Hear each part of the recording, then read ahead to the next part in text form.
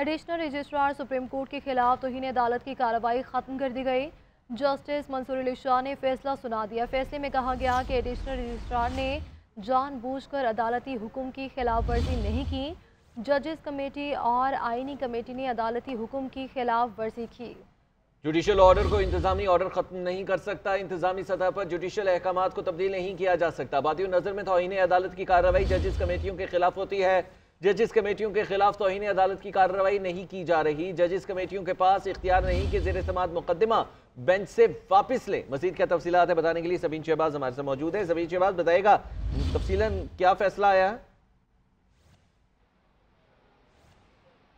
देखिए इब्राहिम, गुज़िश्ता हफ्ते पीर को ये तौहीन अदालत का शोकॉज़ नोटिस जारी किया गया था। 3 समातों के बाद जुमेरात को ये फैसला महफूज किया गया था और आज भी पीर के रोज़ ही जस्टिस मंसूर अली शाह ने ये महफूज शुदा फैसला जो है वो सुनाया है। और ये फैसला सुनाते हुए जस्टिस मंसूर अली शाह ने कहा है कि एडिशनल रजिस्ट्रार जुडिशल नज़र अब्बास के खिलाफ जो तौहीन अदालत की कार्रवाई शोकॉज़ नोटिस जारी किया जा रहा था वो वापस लिया जाता है। उनके खिलाफ जो तौहीन अदालत की कार्रवाई है उसको रोका जाता है। जस्टिस मंसूर अली शाह की जानिब से फैसला जो है वो सुनाया गया और उन्होंने ये कहा कि हमारे सामने जो है वो इब्तदाई तौर पर 2 सवाल थे कि क्या जजिस कमेटी जो है वो जुडिशल ऑर्डर को नज़रअंदाज कर सकती है या नहीं।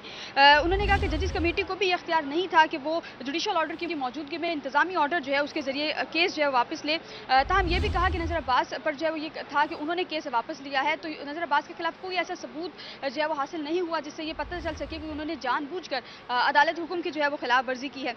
नज़र अब्बास पर जो है वो ना ही तो उनकी कोई गलती थी और ना ही उन्होंने जो है वो जानबूझकर केस फिक्स करने में जो है वो गफलत बरती है। और नज़र अब्बास ने जो केस फिक्स ना करने पर जो है वो उनका कोई ज़ाती मफाद नहीं था। फैसले में ये भी कहा गया है कि नज़र अब्बास के इक़दाम में कोई बदनीयती जो है वो ज़ाहिर नहीं हुई और नज़र अब्बास की जो वजाहत है उसको कबूल करके तौहीन अदालत का जो शोकॉज़ नोटिस है वो वापस लिया जाता है।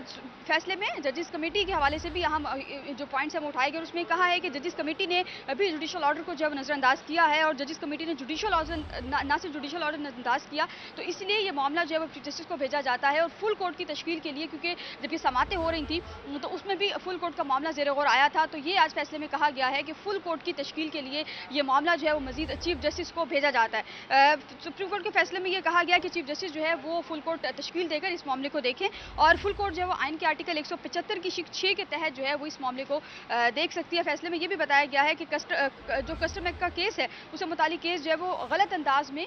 बहुत शुक्रिया सबीना, आप हमें तफसीलात से आगाह कर रही।